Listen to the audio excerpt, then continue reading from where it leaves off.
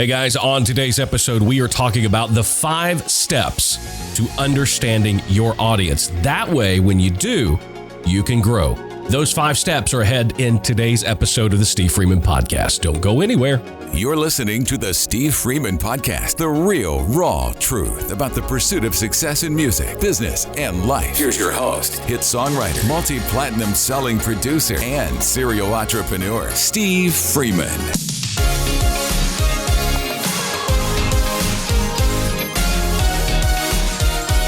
Hey everybody, and welcome back to another episode of the Steve Freeman Podcast. It is so good to have you here.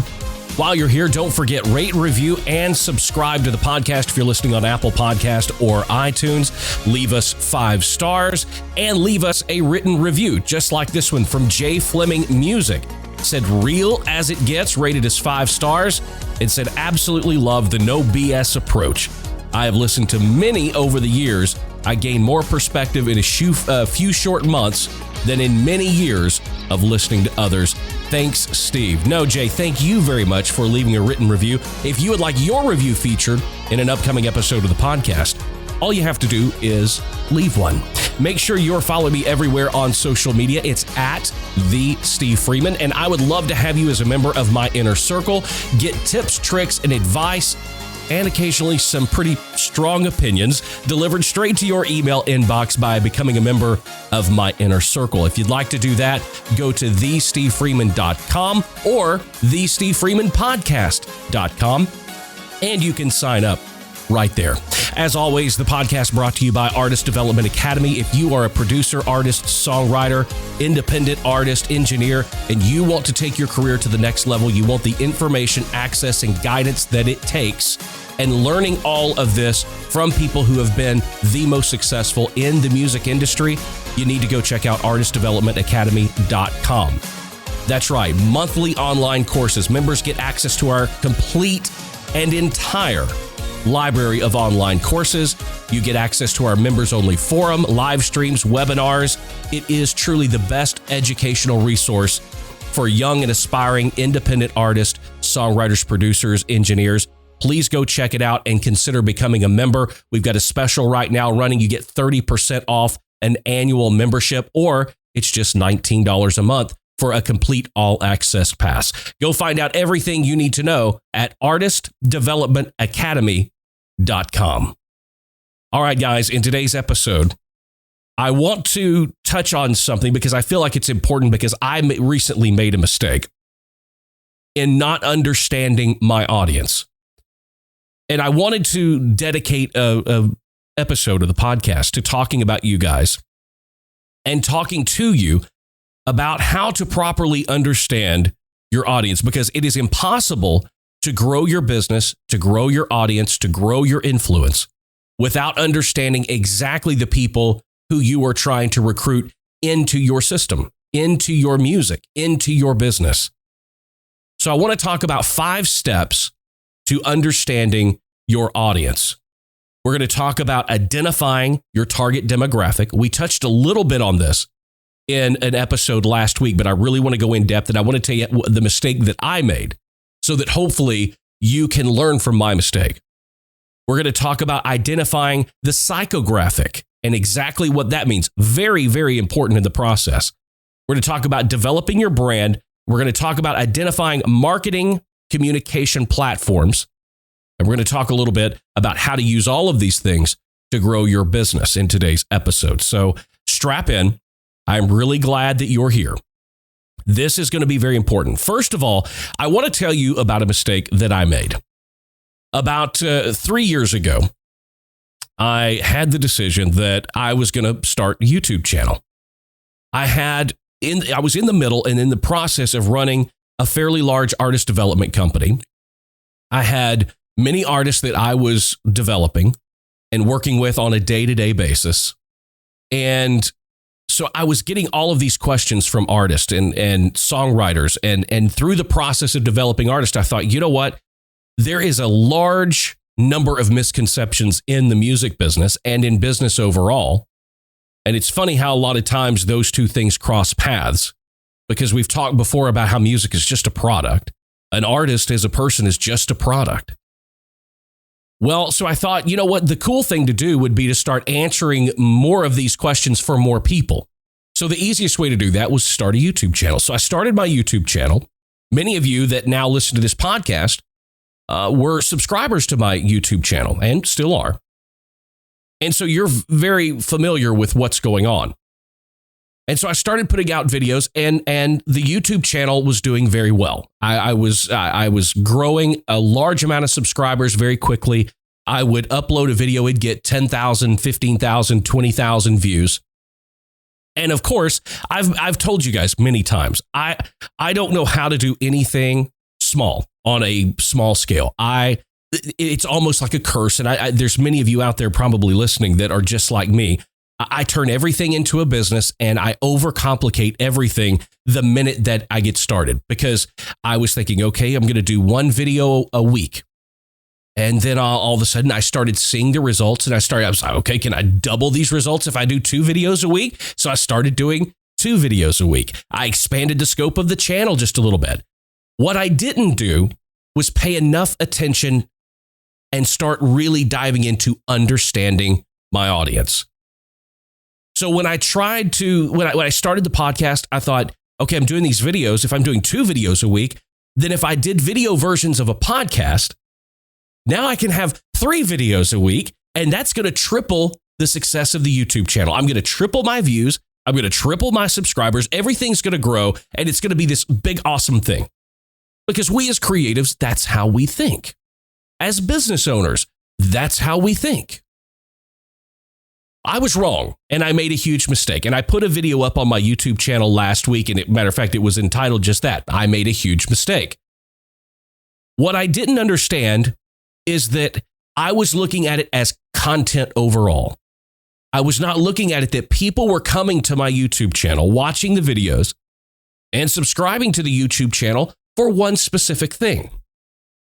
They had questions, I had answers. That was the exchange of value. I also had an opinion and a viewpoint that practically nobody else on YouTube. You get on YouTube, everybody over there's just blowing sunshine up everybody's ass and everything's possible. Anything's possible. You can do that. I was the guy going, no, you can't. Here's the real truth, the real raw truth about the music business. And there's no way possible for you to win the game unless you know the rules of the game. And most importantly, in the music business, the rules are different for everybody. So that was my approach. And we were doing very well. Well, when I started branching off and making other sorts of content, I noticed that the numbers started going down. The subscribers weren't growing as fast. The views were not as much, even on when I would post, a regular type video of doing, the advice type stuff. It wasn't growing as much. And what I started to realize, I didn't realize it right away, honestly. It took me it took me almost 2 years to figure it out. I learned that the podcast took off and did very well in its audio form, but it was not translating on my YouTube channel. And I made the huge misconception and mistake of thinking that people that were subscribing to my YouTube channel would just eat up anything that I wanted to put on there. I was wrong. Because I didn't understand my audience. I was giving them what I thought they wanted or what I wanted them to have. And there's a very valuable lesson in there. We as business owners, as artists and songwriters, we often, a lot of times, get caught up in this thing of what we like and what we love. And we feel so close to the art that we're creating or the business that we're building that we tend to project our wishes onto our audience. And we don't do a good enough job of listening to what that audience has to tell us back. Because I do know that if we listen carefully, if we listen close enough, they will tell us exactly what they want us to do. They will tell us exactly what they don't want us to do. They will tell us exactly what kind of songs they want us to write and produce. They will tell us exactly the kind of content that they want to engage with the most. We talked on the last episode about the importance of engagement, not numbers, but engagement. So it is so important to learn how to understand your audience. I made a mistake. Now the funny thing is I'm diving back in to creating the kind of content starting last week on my YouTube channel that I started making and started doing well with. And the numbers have started increasing again. Now, it requires you to do something that I don't do well, and that is self-assess. I don't often like to think of myself as making poor decisions because I think I know what I'm doing all the time. The truth is that I don't. So we're going to dive in and learn a little bit about understanding your audience. Something important to know about this is, and this is statistical. Did you know that it costs a business? And this can be, your business, whether it's, Instagram or whether, no matter what I always keep telling you guys, you are the brand. So you are the business. It doesn't matter what business you're in. You are the business. Do you know that it costs you 6 times as much to acquire a new customer or listener than it does to retain an existing one? Think about that very carefully. I've said many times, I think too many people are too worried about growing the numbers than pleasing the numbers they have and increasing the engagement. It costs you 6 times more. Now, that can be financial, that can be time, that can be creating 6 times more content in order to get somebody new than it is to keep somebody interested and following you and engaging with you. I think that's very, very important. So with that in mind, I want to help you reach your target audience effectively, saving you time and money through the research that you need to do. All of you need to be doing market research, getting to know and understand who your fan base is. 71% of business owners believe that audience awareness brings significant benefits to your company. And it does. You need to be aware of your audience. Very, very important. Step number 1 we're going to talk about is identifying your target demographic. We talked briefly about this in the last episode about using social media to grow your business, but this goes even wider than that. Tools, social media, website analytics, surveys, focus groups, even just down to simple things like comments, likes, and engagement. Who is liking your content on social media? Who's engaging with you? Who sends you emails? Who are the people and where are they from? And think about them in these sort of criteria, in this sort of data. What's their age? What's their location?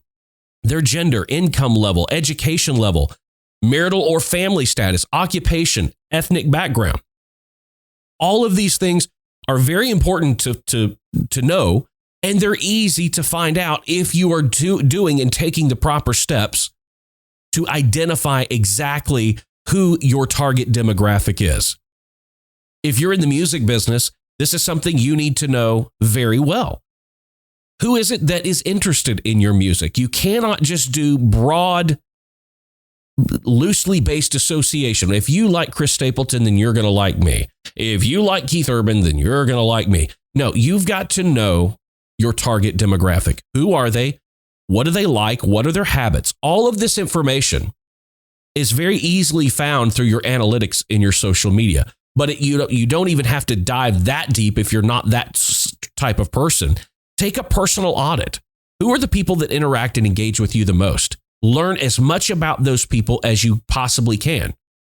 Then you apply the rule that if I can reach more people like that person, then I'm more likely to build the engagement. And I'm more likely to build more fans just like those fans. Because that's all that matters. It is not about getting more people. Again, like we talked about in the last episode, it is about the quality. It is about knowing exactly who your target demographic is. Step 2 has to do with identifying the psychographic. Now, what does that mean? That is the information that includes the reasons why they engage with you. It helps explain why your customers invest in you as a product or a service or your business. Some of the things you need to know are your fans or patrons or customers. What are their interests and hobbies? What are their behaviors, their lifestyle, their personality, their values, their attitudes? All of this can be gauged from their interaction with you, and truly getting to know them as much as humanly possible. I've talked before, especially in the music business, there is this huge misconception about buffers, and there needs to be this buffer and illusion barrier between the fan and the artist to keep the fans interested. I say that is a huge mistake. Sure, there's a little bit that can be said for mystique and mystery and a slight bit of unattainability, but only the truest of the true artists really know how to walk that line effectively. It's very difficult to do. So I wouldn't put a lot of time into learning how to do that. I say go the other way, remove the barrier, and get to know your customers, your fans, your followers on social media. Get to know them as much as humanly possible, because the only way to understand their behavior or to learn their hobbies or their interests or get to know their personality or what kind of lifestyle they live, what kind of values they have, or what their attitude is on various subjects, or especially towards you, is to get to know them. Create a relationship, do away with the barrier, and start creating a relationship with your customers and your fan base. Identifying the psychographic nature of your potential fans and your existing. The only way to really get new fans, new customers, new patrons, the only way to do that is to understand the ones that you already have. When you understand them, you know exactly who to shoot for. Whether it is in that 6 times more, whether it's using paid advertising on social media, or whether it's creating 6 times more content. You don't know where to spend the money or what kind of content to create that you want people to engage with the most unless you know the habits and the psychographics of your existing audience. Step 3 is developing your brand. There are so many people that need help with this because you have no idea what your brand is. What is your brand? Do you have a brand identity? Do you have a graphic identity?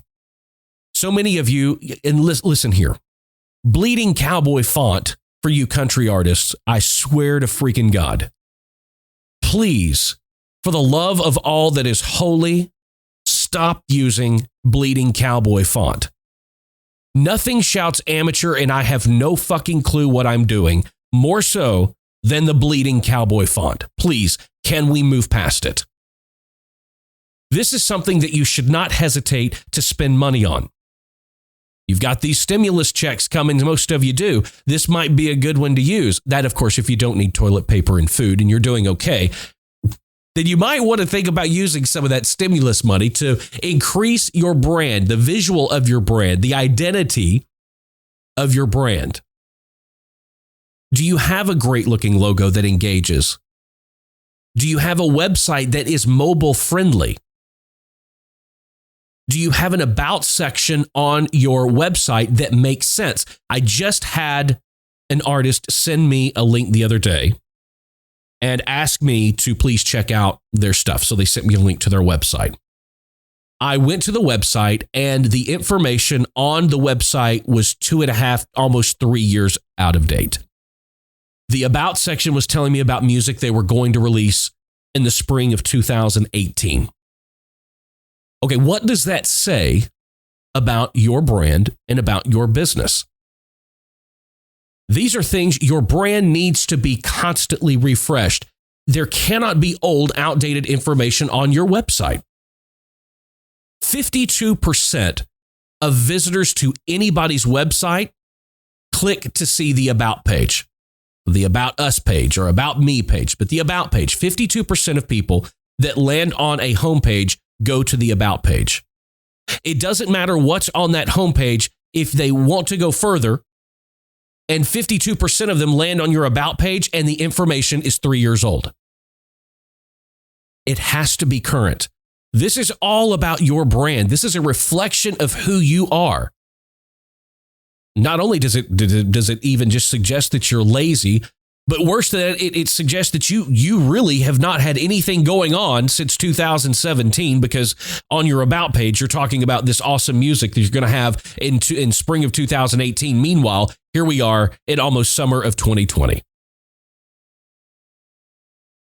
Make sure to cover the little steps. So many people are worried about the big picture, the big thing. And I get it. I am the exact same way. But what I've learned over the last 5 or 10 years is to take care of the small things, because it's the small things that are the building blocks that lead you to the bigger thing, the bigger structure, the big thing. Many of you, I can't tell you the number of times that I've been sent links to a website that are not formatted for like an iPhone or an iPad. The website is designed and built around for a desktop browser.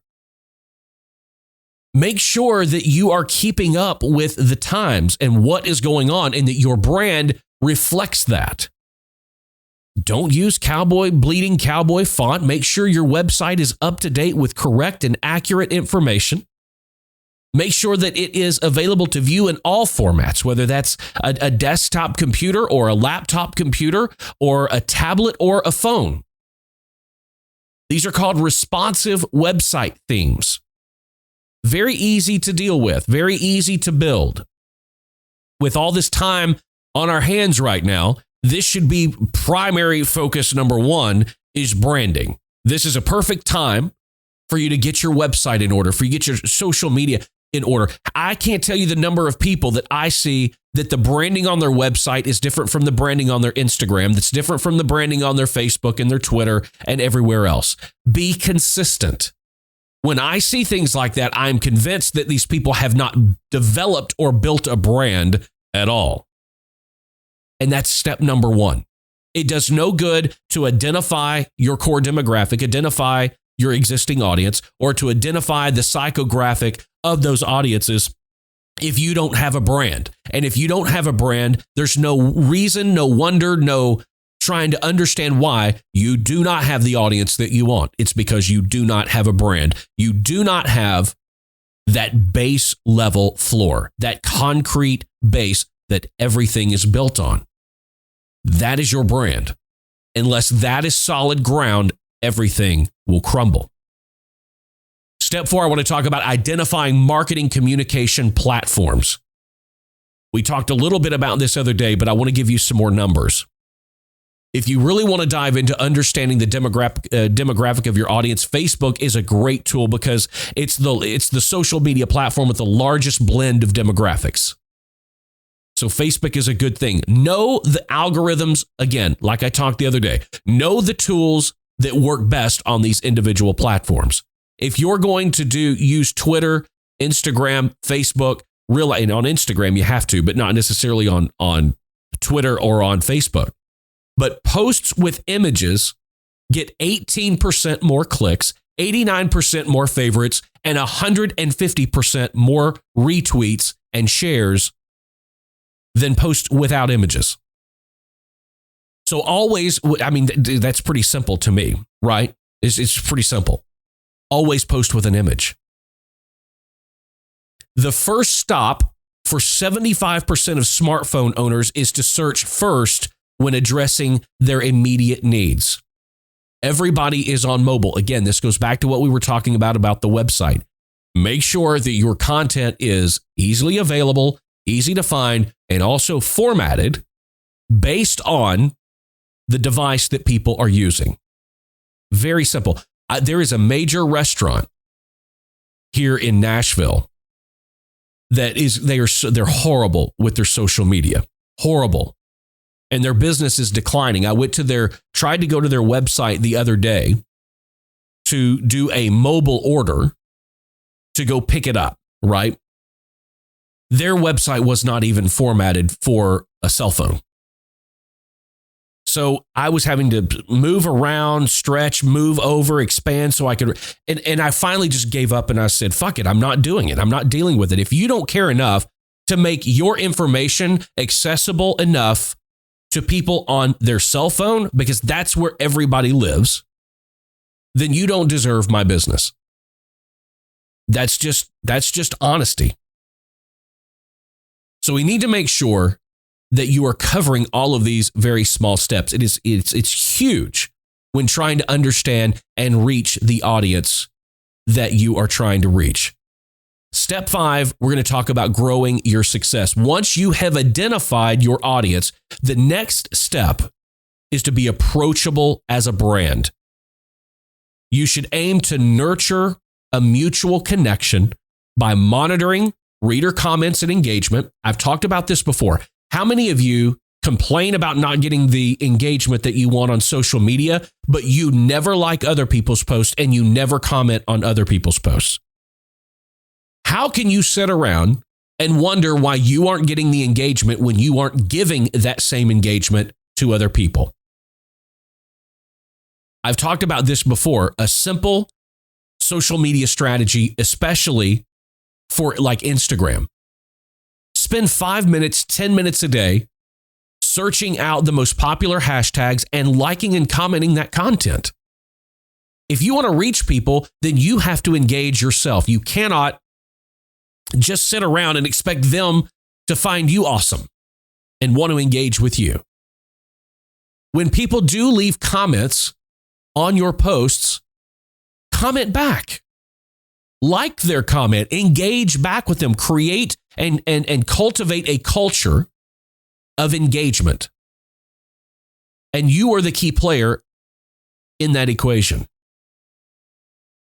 Conduct more surveys of the actual audience that you already have. Ask them questions. What do you want to see? Because I can tell you this, organic traffic and growth will grow when you put your existing audience to work for you, when they start doing the heavy lifting. If you ask them what sort of content that they want you to make, when you make the content that they suggest, 9 times out of 10, they are more likely to start sharing that content and getting it out to the people that they engage with regularly. It's not hard to understand. Start analyzing user habits. You can do this by engaging with them and not just expecting all of this engagement to come your way.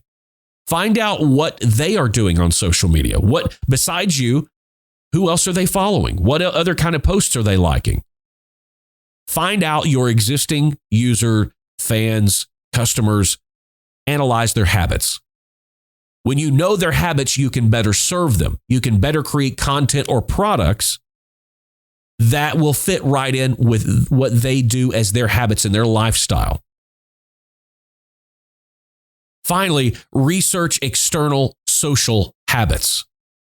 We've talked a little bit about this in the past, but especially through Facebook analytics, it's easy to see what people are doing online. Where they had dinner yesterday, everywhere they go, people are checking in. They're here, they're that. One of the things that I know that every single person listening to this podcast right now, I can't imagine that there's anybody listening to this podcast that doesn't follow me on social media. But one thing that I know every single one of you knows about me without question is my Starbucks addiction. Why? Because I post about it twice a day. And if you follow me on social media, many of you give me shit over it. Many of you give me a hard time over it. And that's okay. That is engagement. Why do you think I keep posting about it? There has to be a reason behind what you're doing. This information I'm telling you about is readily available. So that's 5 steps to understanding your audience. Identify your target demographic. Identifying the psychographic, the reasons why they do what they do. Develop your brand. Make sure your content, your website, everything is congruent. Make sure you're using the same profile picture across all social media platforms. Make sure your website is accessible on a cell phone. I'm saying things like this thinking that why is it not just that way? Because many people don't think. We're constantly on to the next thing. What's next? And we forget the small stepping stones that lead up to the foundation we're trying to build. Don't use Bleeding Cowboy font. Oh, Lord. Identify marketing communication platforms. Figure out which platforms you work with the best and dive deep. Create content for those platforms. And then grow your success by understanding all 5 of these steps and making them work for you. Creating a strategy that is easy for you to fulfill to create engagement, to grow. I'm going to say it again. When you know who your current audience is, it's much easier to find a lookalike audience and to go after more customers, more fans, a bigger audience full of those people. But it requires you to remove a little bit of that buffer and really start to develop a relationship with your existing audience. Don't make the mistake like I did. It was a huge and it was a very time intensive and costly from a time standpoint, a very costly mistake on my part, using very valuable time to create content that the audience that I had on YouTube really wasn't interested in. It happened because I didn't take the time to understand my audience. Thank you guys for joining me for another episode of the Steve Freeman Podcast. Don't forget, rate and review the podcast on Apple Podcast and iTunes. Leave us 5 stars. Leave that written review. Who knows? Your review might be featured in an upcoming episode. We're going to start doing that. If you're not following me everywhere on social media so you can see my Starbucks post twice a day, then do that. It's at The Steve Freeman everywhere on social media. Become a member of my inner circle at thestevefreeman.com. And please visit our podcast sponsor, artistdevelopmentacademy.com. Guys, until next time, keep being creative, keep pressing the boundaries, and there's nothing wrong with being independent. See you in the next episode. Thanks for joining us for the Steve Freeman Podcast. Be sure to subscribe and follow Steve on social media at The Steve Freeman.